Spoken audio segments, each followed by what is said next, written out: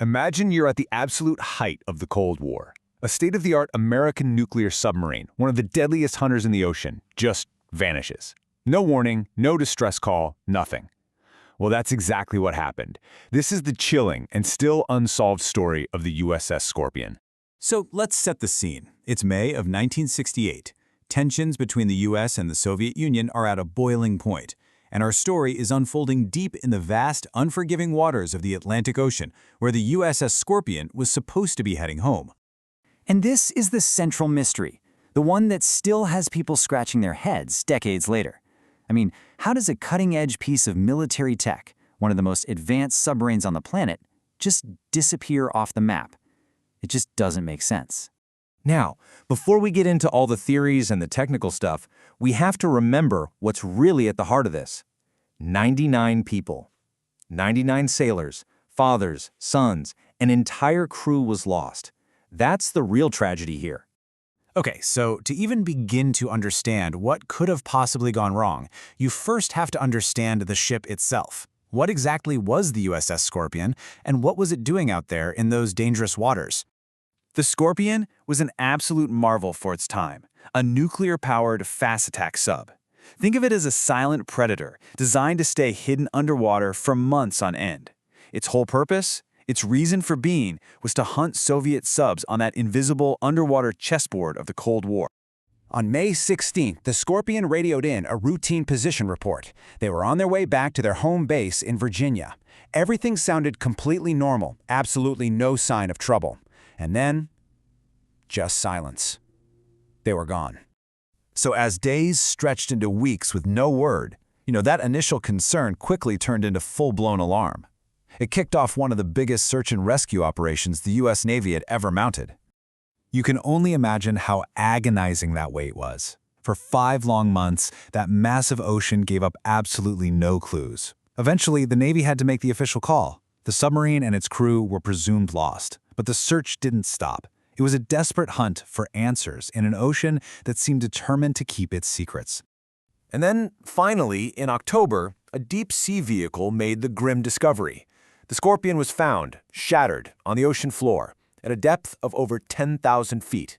That's nearly 2 miles down. But you know what? Finding the sub didn't end the mystery. It just started a whole new chapter of it. All right, so with the wreckage now located, investigators could begin the incredibly difficult job of trying to figure out what on earth could have caused such a total, catastrophic failure. Pretty quickly, the investigation narrowed down to 4 main possibilities.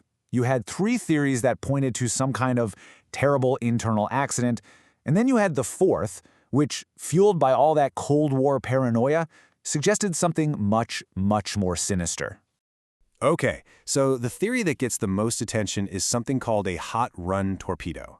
And let me tell you, this is pretty much a submariner's absolute worst nightmare. The idea that one of your own weapons could turn on you inside the ship, it's just terrifying. So, picture this. A battery inside a torpedo malfunctions, causing the weapon to accidentally activate while it's still in the torpedo tube. The crew would have been scrambling to deal with it, but somehow they fail. The weapon's guidance system then locks onto the only target around, the Scorpion itself, and boom, a fatal explosion rips through the hull. But a rogue torpedo wasn't the only potential culprit inside the sub. Some thought a massive hydrogen gas explosion from the main batteries could have been powerful enough to do it.